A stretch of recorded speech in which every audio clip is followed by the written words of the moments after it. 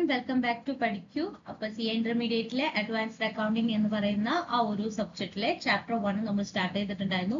Already 3 videos നമ്മൾ upload ചെയ്തിട്ടുണ്ട്. അതിന്റെ 4th വീഡിയോ ആണ് ഇപ്പോൾ. അപ്പോൾ ഇന്ന് നമ്മൾ ഡിസ്കസ് ചെയ്യാനായിട്ട് പോകുന്നത് ഇന്റർനാഷണൽ അക്കൗണ്ടിംഗ് സ്റ്റാൻഡേർഡ് ബോർഡിനെ കുറിച്ചിട്ടും അതുപോലെ തന്നെ ഇന്റർനാഷണൽ ഫിനാൻഷ്യൽ റിപ്പോർട്ടിംഗ് സ്റ്റാൻഡേർഡ് ഇൻഡ് IAS ഈ 3 കാര്യങ്ങളെ കുറിച്ച് ഡീറ്റെയിൽ ആയിട്ടാണ് ഇന്ന് നമ്മൾ ഡിസ്കസ് ചെയ്യാനായിട്ട് പോകുന്നത്. ഗ്ലോബൽ അക്കൗണ്ടിംഗ് സ്റ്റാൻഡേർഡ്സ് സെറ്റ് ചെയ്യുന്നതിന് വേണ്ടിയിട്ട് ലണ്ടൻ ബേസ്ഡ് ആയിട്ടുള്ള ഒരു ഗ്രൂപ്പ് 1973 ജൂൺ 1973 എസ്റ്റാബ്ലിഷ് ആയിട്ടുണ്ടായിരുന്നു. അതാണ് ഇന്റർനാഷണൽ അക്കൗണ്ടിംഗ് സ്റ്റാൻഡേർഡ് കമ്മിറ്റി. ഈ ഇന്റർനാഷണൽ അക്കൗണ്ടിംഗ് സ്റ്റാൻഡേർഡ് കമ്മിറ്റിയാണ് വേൾഡ് വൈഡ് അക്സെപ്റ്റൻസ് ഉള്ള ഇന്റർനാഷണൽ അക്കൗണ്ടിംഗ് സ്റ്റാൻഡേർഡ്സ് ഡെവലപ്പ് ചെയ്തിട്ടുള്ളത്. അപ്പൊ ഒരു 1997 മുതൽ 1999 വരെയുള്ള ഒരു കാലഘട്ടത്തിൽ ഈ IASC എന്ന് പറയുന്ന ഓർഗനൈസേഷൻ റീസ്ട്രക്ചർ ചെയ്തിട്ട് എന്തായി മാറി? ഇന്റർനാഷണൽ അക്കൗണ്ടിംഗ് സ്റ്റാൻഡേർഡ് ബോർഡ് ആയിട്ട് മാറി. അപ്പൊ 2001 വരെയാണ് international accounting standard committee international accounting standards issue ചെയ്തത്. 2001 മുതൽ ഇന്റർനാഷണൽ അക്കൗണ്ടിംഗ് സ്റ്റാൻഡേർഡ് കമ്മിറ്റി എന്ന് പറയുന്നത് ഇന്റർനാഷണൽ അക്കൗണ്ടിംഗ് സ്റ്റാൻഡേർഡ് ബോർഡ് ആയിട്ട് മാറി. പിന്നീട് ഇഷ്യൂ ചെയ്ത സ്റ്റാൻഡേർഡ്സിനെ പറയുന്ന പേര് ഇന്റർനാഷണൽ ഫൈനാൻഷ്യൽ റിപ്പോർട്ടിംഗ് സ്റ്റാൻഡേർഡ്സ് എന്നാണ്. അപ്പൊ ഇന്റർനാഷണൽ അക്കൗണ്ടിംഗ് സ്റ്റാൻഡേർഡ് ബോർഡ് വന്നതിന് ശേഷം IFRS ഇഷ്യൂ ചെയ്തു എന്ന് പറഞ്ഞു. അപ്പൊ അതുവരെ ഉണ്ടായിരുന്ന ഇന്റർനാഷണൽ അക്കൗണ്ടിംഗ് സ്റ്റാൻഡേർഡ്സ് അവര് വിഡ്രോ ചെയ്യൊന്നും ചെയ്തില്ല.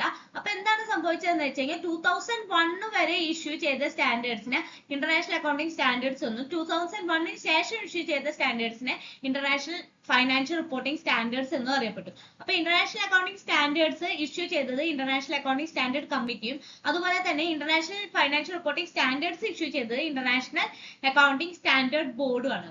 അപ്പൊ ഈ ഒരു ഇന്റർനാഷണൽ അക്കൗണ്ടിംഗ് സ്റ്റാൻഡേർഡ് ബോർഡില് ഇന്ത്യ അടക്കം 75 കൺട്രീസിൽ നിന്നുള്ള റെപ്രസെന്റേറ്റീവ്സ് ഉണ്ട്. ഈ ഒരു ഇന്റർനാഷണൽ അക്കൗണ്ടിംഗ് സ്റ്റാൻഡേർഡ് കമ്മിറ്റിയുടെ അല്ലെങ്കിൽ ഇന്റർനാഷണൽ അക്കൗണ്ടിംഗ് സ്റ്റാൻഡേർഡ് ബോർഡിന്റെ മെയിൻ ഉദ്ദേശം എന്ന് പറയുന്നത് എന്താണ്? വേൾഡ് വൈഡ് അക്സെപ്റ്റൻസ് ഉള്ള ഗ്ലോബലി അക്സെപ്റ്റൻസ് ഉള്ള ഹൈ ക്വാളിറ്റിയിലുള്ള സ്റ്റാൻഡേർഡ്സ് ഫോർമുലേറ്റ് ചെയ്യുക എന്നുള്ളതാണ്. അങ്ങനെ വരുന്ന സമയത്ത് ആ ഒരു ഫൈനാൻഷ്യൽ റിപ്പോർട്ടിങ്ങിന് ട്രാൻസ്പെറൻസിയും അതുപോലെ തന്നെ കമ്പാരബിലിറ്റിയും കൂടും. ഇനി നമുക്ക് ഈ ഇന്റർനാഷണൽ ഫൈനാൻഷ്യൽ റിപ്പോർട്ടിംഗ് സ്റ്റാൻഡേർഡിനെ കുറിച്ചിട്ട് ഒന്ന് ഡീറ്റെയിൽ ആയിട്ട് പഠിക്കാം. എന്താണ് international financial reporting standard? What is IFRS? IFRS എന്ന് പറയുന്നത് international accounting standard board issue ചെയ്തിട്ടുള്ള ഡെവലപ്പ് ചെയ്തിട്ടുള്ള അക്കൗണ്ടിംഗ് സ്റ്റാൻഡേർഡ്സിനെയാണ് നമ്മൾ എന്തെന്ന് പറയുന്നത്? IFRS എന്ന് പറയുന്നത്. ഇതൊരു പ്രിൻസിപ്പിൾ ബേസ്ഡ് സ്റ്റാൻഡേർഡ്സ് ആണ്. ഫൈനാൻഷ്യൽ ട്രാൻസ്പെറൻസി കൊണ്ടുവരാൻ വേണ്ടിയിട്ട് ഗ്ലോബലി ഫൈനാൻഷ്യൽ ട്രാൻസ്പെറൻസി കൊണ്ടുവരാൻ വേണ്ടിയിട്ട് principle based set of standards ആണ് IFRS. എന്താണ് ഈ principle based set of standards കൊണ്ട് ഉദ്ദേശിക്കുന്നത്? അതായത് ഒരു ട്രാൻസാക്ഷൻ അല്ലെങ്കിൽ ഒരു ഐറ്റം എങ്ങനെയാണ് ട്രീറ്റ് ചെയ്യേണ്ടത് എന്ന ഹാർഡ് റൂൾസ്, അതായത് സ്പെസിഫിക് ഡീറ്റെയിൽഡ് ആയിട്ടുള്ള റൂൾസ് ഒന്നും ഈ ഒരു സ്റ്റാൻഡേർഡിൽ ഉണ്ടാവില്ല. എന്നാലോ ഒരു ജനറൽ ഗൈഡ് ലൈൻസ് ഉണ്ടാവും തന്നെ. ഇതെന്ന് പറയുന്നത് ഒരു ഫ്രെയിം വർക്ക് ആണ്. ഓരോ ഓർഗനൈസേഷനും ഡിഫറെന്റ് ആണ് അല്ലെ? അപ്പൊ റിജിഡ് ആയിട്ടുള്ള റൂൾസ് ആൻഡ് റെഗുലേഷൻസ് കൊണ്ടുവന്നാൽ കാര്യങ്ങൾ ഭയങ്കര കോംപ്ലിക്കേറ്റഡ് ആവും. അപ്പൊ അതാണ് പ്രിൻസിപ്പിൾ ബേസ്ഡ് സ്റ്റാൻഡേർഡ്സ്. ഫ്ലെക്സിബിൾ ആയിരിക്കും.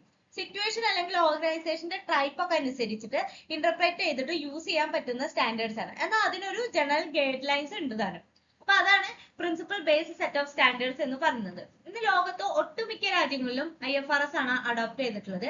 ഏകദേശം 140 കൺട്രീസിൽ IFRS യൂസ് ചെയ്യുന്നുണ്ട്. ഇപ്പൊ ബോർഡർ കടന്ന് നമ്മുടെ കമ്പനി സ്റ്റോക്ക് എക്സ്ചേഞ്ചിൽ ലിസ്റ്റ് ചെയ്യുക, അങ്ങനെ IFRS ഒക്കെ ഫോളോ ചെയ്തിട്ടാണ് നമ്മൾ ലിസ്റ്റ് ചെയ്ത് കഴിഞ്ഞാൽ പിന്നെ ഫൈനാൻഷ്യൽ സ്റ്റേറ്റ്മെന്റ് പ്രിപ്പയർ ചെയ്യേണ്ടത്. അപ്പൊ ലോകത്ത് മൊത്തം ഒരു യൂണിഫോമിറ്റി ഫൈനാൻഷ്യൽ ട്രാൻസാക്ഷൻസ് ട്രീറ്റ് ചെയ്യുന്നതിൽ കൊണ്ടുവരാനായിട്ട് ഈ ഒരു IFRSന് സാധിച്ചിട്ടുണ്ട്. അപ്പൊ IFRS എന്ന് പറയുന്നത് international accounting standard board issue ചെയ്തിട്ടുള്ള അക്കൗണ്ടിംഗ് സ്റ്റാൻഡേർഡ്സ് ആണ്.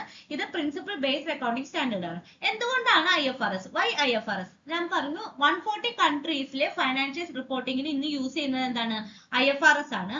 അതുപോലെ തന്നെ ഇത് ഗ്ലോബൽ ഇൻവെസ്റ്റ്മെന്റ്, ബോർഡർ കടന്നിട്ടുള്ള ഇൻവെസ്റ്റ്മെന്റിനും ബോർഡർ കടന്നിട്ടുള്ള സ്റ്റോക്ക് എക്സ്ചേഞ്ചിലെ ലിസ്റ്റിങ്ങിനും ഒക്കെ ഈ ഒരു IFRS യൂസ് ചെയ്ത് കഴിഞ്ഞാൽ നമുക്ക് ഫൈനാൻഷ്യൽ സ്റ്റേറ്റ്മെന്റ് അവിടെ ലിസ്റ്റിംഗ് ഉണ്ടെങ്കിൽ നമ്മൾ ഈ ഒരു IFRS യൂസ് ചെയ്തിട്ടുള്ള ഫൈനാൻഷ്യൽ റിപ്പോർട്ടിംഗ് വേണം ക്രിയേറ്റ് ചെയ്യാൻ വേണ്ടിയിട്ട്. അതുപോലെ തന്നെ നമ്മളുടെ ഫൈനാൻഷ്യൽ സ്റ്റേറ്റ്മെന്റ്സിന് ഒരു യൂണിഫോമിറ്റി കൊണ്ടുവരാനും അതുപോലെ തന്നെ ഗ്ലോബൽ ട്രാൻസാക്ഷൻസിന് ഒരു ക്ലാരിറ്റി ഒക്കെ കൊണ്ടുവരാൻ അതിനൊക്കെ എൻകറേജ് ചെയ്യുന്നത് IFRS ഉള്ളത് കൊണ്ടാണ്. ഇനി എന്തൊക്കെയാണ് ഈ ഒരു IFRS എന്ന് പറയുന്ന ടേമിൽ വന്നിട്ടുള്ളത്? IFRS എന്ന് പറയുന്ന ടേമിൽ വന്നിട്ടുള്ളത് IASB ഇഷ്യൂ ചെയ്തിട്ടുള്ള IFRS, അതുപോലെ തന്നെ IASC ഇഷ്യൂ ചെയ്തിട്ടുള്ള IAS, അതായത് ഇന്റർനാഷണൽ അക്കൗണ്ടിംഗ് സ്റ്റാൻഡേർഡ്സ്. അപ്പൊ ഈ ഒരു IASB ഇഷ്യൂ ചെയ്തിട്ടുള്ള IFRSന് ഒരു എന്ത് കൊടുത്തിട്ടുണ്ട്? ഇന്റർപ്രിറ്റേഷൻ കൊടുത്തിട്ടുണ്ട്. ആ ഒരു ഇന്റർപ്രിറ്റേഷൻ കൊടുത്തിരിക്കുന്നത് IFRSന്റെ ഇന്റർപ്രിറ്റേഷൻ കമ്മിറ്റിയാണ്. അതുപോലെ തന്നെ IAS ഇഷ്യൂ ചെയ്തിട്ടുള്ള IAS ഉണ്ടല്ലോ, ഇന്റർനാഷണൽ അക്കൗണ്ടിംഗ് സ്റ്റാൻഡേർഡ്സ്, അതിനും ഇന്റർപ്രിറ്റേഷൻ കൊടുത്തിട്ടുണ്ട്. ആ ഒരു ഇന്റർപ്രിറ്റേഷൻ കൊടുത്തിരിക്കുന്നത് SIC ആണ്, അതായത് സ്റ്റാൻഡേർഡ് ഇന്റർപ്രിറ്റേഷൻ കമ്മിറ്റി. ഇതെല്ലാം ഇൻക്ലൂഡ് ചെയ്തിട്ടുള്ളതാണ് ടേം IFRS എന്ന് പറയുന്നത്. അപ്പൊ IFRSൽ എന്തൊക്കെയാണുള്ളത്? IFRS issued by IASB, IAS issued by IASC, interpretation on IAS issued by standard interpretation committee, അതുപോലെ തന്നെ interpretation on IFRS issued by IFRS interpretation committees. ഇത്ര അടങ്ങിയിട്ടുള്ളതാണ് IFRS എന്ന് പറയുന്ന ടേം. Becoming IFRS compliance. രണ്ട് രീതിയിൽ നമുക്ക് IFRS അഡോപ്റ്റ് ചെയ്യാനായിട്ട് പറ്റും. ഒന്ന് ഫുള്ളി അഡോപ്ഷനും, രണ്ട് കൺവേർജൻസും. എന്താണ് അഡോപ്ഷൻ കൊണ്ട് ഉദ്ദേശിക്കുന്നത്? അതായത് IASB ഇഷ്യൂ ചെയ്തിട്ടുള്ള IFRS അതേപടി യൂസ് ചെയ്യുന്നതിനെയാണ് നമ്മൾ എന്തെന്ന് പറയുന്നത്?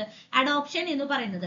കൺവേർജൻസ് എന്ന് പറഞ്ഞു കഴിഞ്ഞാൽ നമ്മുടെ ഡൊമസ്റ്റിക് സ്റ്റാൻഡേർഡ്സ് ഉണ്ടല്ലോ, അത് IFRS ആയിട്ട് ഇന്റഗ്രേറ്റ് ചെയ്തിട്ട് യൂസ് ചെയ്യുന്നതിനെയാണ് കൺവേർജൻസ് എന്ന് പറയുന്നത്. അപ്പൊ IFRS നമ്മൾ യൂസ് ചെയ്യുന്നുണ്ടെങ്കിൽ അതിന്റെ ബെനിഫിറ്റ്സ് എന്തൊക്കെയാണ്? നമ്മൾ മുന്നേ പറഞ്ഞതാണ്, നമ്മുടെ ഇൻവെസ്റ്റേഴ്സിനെ ട്രസ്റ്റ് ചെയ്യാൻ പറ്റും നമ്മുടെ ഫൈനാൻഷ്യൽ റിപ്പോർട്ട്സ്. കാരണം അത് ട്രാൻസ്പെറന്റ് ആയിരിക്കും, നമ്മുടെ എറേഴ്സ് വളരെ കുറവായിരിക്കും, കമ്പാരബിലിറ്റി കൂട്ടും, അതുപോലെ തന്നെ മൾട്ടിനാഷണൽ ഓർഗനൈസേഷൻസിന് അവരുടെ കംപ്ലയൻസ് സിംപ്ലിഫൈ ചെയ്യാനും സാധിക്കും. അടുത്തായിട്ട് നമുക്ക് എന്താണ് ഈ ഇന്ത്യൻ അക്കൗണ്ടിംഗ് സ്റ്റാൻഡേർഡ് അഥവാ ഇന്ത്യ AS എന്ന് പറയണമെന്ന് നോക്കാം. നമുക്കറിയാം നമ്മുടെ രാജ്യത്തിന്റെ കസ്റ്റംസ്, നമ്മൾ ആദ്യം മുതലേ പറയുന്നതാണ്, നമ്മുടെ രാജ്യത്തിന്റെ കസ്റ്റംസ്, നമ്മുടെ രാജ്യത്തിന്റെ ലോ, അതുപോലെ നമ്മുടെ രാജ്യത്തിലെ ബിസിനസ് എൻവയോൺമെന്റ്, ഇതെല്ലാം ഡിഫറെന്റ് ആണ്. പക്ഷെ നമുക്ക് ഓൾറെഡി എക്സിസ്റ്റിംഗ് ആയിട്ടുള്ള അക്കൗണ്ടിംഗ് സ്റ്റാൻഡേർഡ് ഉണ്ട്. ഇതിനനുസരിച്ചിട്ട് ഇത് വെച്ചിട്ട് നമുക്ക് ഗ്ലോബൽ മാർക്കറ്റിൽ പോകാനായിട്ട് പറ്റില്ല. അവിടെ നമ്മൾ എന്ത് ചെയ്യണം? IFRS ഫോളോ ചെയ്തേ പറ്റൂ. പക്ഷെ IFRS നമുക്ക് ഫുള്ളി അഡോപ്റ്റ് ചെയ്യാൻ പറ്റില്ല, കാരണം നമുക്ക് നമ്മുടെ ലോ നോക്കണം, വേണ്ടേ? അപ്പൊ നമ്മൾ എന്ത് ചെയ്തു? നമ്മുടെ കസ്റ്റംസും നമ്മുടെ ലോയും നമ്മുടെ ബിസിനസ് എൻവയോൺമെന്റും കൂടിയിട്ട് IFRS ആയിട്ട് ഇന്റഗ്രേറ്റ് ചെയ്തിട്ട് നമ്മൾ പുതിയൊരു അക്കൗണ്ടിംഗ് സ്റ്റാൻഡേർഡ് ഫോർമുലേറ്റ് ചെയ്തു. അതാണ് ഇന്ത്യ AS അഥവാ ഇന്ത്യൻ അക്കൗണ്ടിംഗ് സ്റ്റാൻഡേർഡ് എന്ന് പറയുന്നത്. അപ്പൊ ഈ ഒരു ഇന്ത്യ AS ഇഷ്യൂ ചെയ്യുന്നത് ആരാണ്? MC ആണ്. MC ഇഷ്യൂ ചെയ്യുന്നത് എന്താണ്? NFR ആയിട്ട് കൺസൾട്ട് ചെയ്തിട്ടാണ് MCA ഒരു ഇന്ത്യ AS ഇഷ്യൂ ചെയ്യുന്നത്. ഇന്ത്യ ASന്റെ നമ്പേഴ്സ് എന്ന് പറയുന്നത് IFRS ആയിട്ട് സിമിലർ ആയിട്ട് തന്നെയാണ് ഉണ്ടാവുക. ഇപ്പൊ IFRS 1 അടച്ചെങ്കിൽ ഇതിന്റെ കൂടെ നമ്മൾ ഒരു 100 കൂടി ആഡ് ചെയ്തിട്ട് 101 എന്നാണ് നമ്പർ ചെയ്യുക, അത്രേ ഉള്ളൂ. അപ്പൊ ഇന്ത്യ AS ഏതൊക്കെയാണ് ഇഷ്യൂ ചെയ്തിട്ടുള്ളതെന്ന് നമ്മുടെ ടെക്സ്റ്റ് ബുക്കിൽ ഉണ്ട്. അത് നമ്മൾ കാണാതെ പഠിക്കേണ്ട കാര്യമൊന്നുമില്ല, ജസ്റ്റ് നോക്കി വെച്ചാൽ മതി. List of India AS. India AS പറയുന്ന സമയത്ത് ഞാൻ പറഞ്ഞതാണ്, നമ്മുടെ കസ്റ്റംസ്, നമ്മുടെ ലോ, നമ്മുടെ ബിസിനസ് എൻവയോൺമെന്റ്, ഇതൊക്കെ കൺസിഡർ ചെയ്തുകൊണ്ട് IFRS ആയിട്ട് ഇന്റഗ്രേറ്റ് ചെയ്തിട്ട് ഇന്ത്യൻ അക്കൗണ്ടിംഗ് സ്റ്റാൻഡേർഡ്സ് ഫോർമുലേറ്റ് ചെയ്തിട്ട് യൂസ് ചെയ്യാണ് നമ്മൾ ചെയ്യുന്നത്. അപ്പൊ IFRS ഫുള്ളി അഡോപ്ഷൻ ആണോ നമ്മൾ ചെയ്യുന്നത്? അല്ല, IFRS നമ്മൾ കൺവേർട്ട് ചെയ്തിട്ട് യൂസ് ചെയ്യാണ് ചെയ്യുന്നത്. അപ്പൊ ഇന്ത്യ ഫോളോ ചെയ്യുന്നത് എന്താണ്? കൺവേർജൻസ് ആണ്, ഫുള്ളി അഡോപ്ഷൻ അല്ല. അപ്പൊ ഈ ഒരു ഇംപ്ലിമെന്റേഷൻ നമ്മൾ ഓരോ ഫേസ്, ഘട്ടങ്ങളായിട്ട് ഓരോ ഡിഫറെന്റ് സെക്ടേഴ്സിനും ഘട്ടമായിട്ടാണ് നമ്മൾ ഈ ഒരു IFRS ഇന്റഗ്രേറ്റ് ചെയ്തിട്ടുള്ള ഇന്ത്യൻ അക്കൗണ്ടിംഗ് സ്റ്റാൻഡേർഡ് ഇംപ്ലിമെന്റ് ചെയ്തിട്ടുള്ളത്. What are carve-outs or ins in Indian accounting standard? എന്ന് വെച്ചാൽ എന്താണ്? നമുക്കറിയാം ഇന്ത്യൻ അക്കൗണ്ടിംഗ് സ്റ്റാൻഡേർഡ്സ് നമ്മൾ എങ്ങനെ അഡോപ്റ്റ് ചെയ്തിട്ടുള്ളത്? IFRS ഫുള്ളി അഡോപ്ഷൻ ആണോ? അല്ല, കൺവേർജൻസ് ആണ് നമ്മൾ ചെയ്തിട്ടുള്ളത്, അല്ലെ? IFRS നമ്മൾ ഫുള്ളി അഡോപ്ഷൻ അല്ല, കൺവേർജൻസ് ആണ് ചെയ്തിട്ടുള്ളത്. അപ്പൊ IFRS കുറച്ച് കാര്യങ്ങൾ നമ്മൾ ഇൻക്ലൂഡ് ചെയ്തിട്ടുണ്ടായിരിക്കും, IFRS കുറച്ച് കാര്യങ്ങൾ നമ്മൾ എക്സ്ക്ലൂഡ് ചെയ്തിട്ടുണ്ടായിരിക്കും. എക്സ്ക്ലൂഡ് ചെയ്തതിനെയാണ് നമ്മൾ എന്തെന്ന് പറയുന്നത്? ഔട്ട്സ്. ഇൻക്ലൂഡ് ചെയ്തതിനെയാണ് നമ്മൾ എന്തെന്ന് പറയുന്നത്? ഇൻസ്. അപ്പൊ കാവ് ഔട്ട് എന്ന് പറഞ്ഞത് എന്താണ്? നമ്മളുടെ ലീഗൽ ആൻഡ് ഇക്കണോമിക് റിക്വയർമെന്റ്സിന് അനുസരിച്ചിട്ട് IFRSൽ നിന്ന് നമ്മൾ എന്തൊക്കെ ഡീവിയേഷൻസ് വരുത്തിയിട്ടുണ്ടോ അതാണ് കാവ് ഔട്ട് എന്ന് പറയുന്നത്.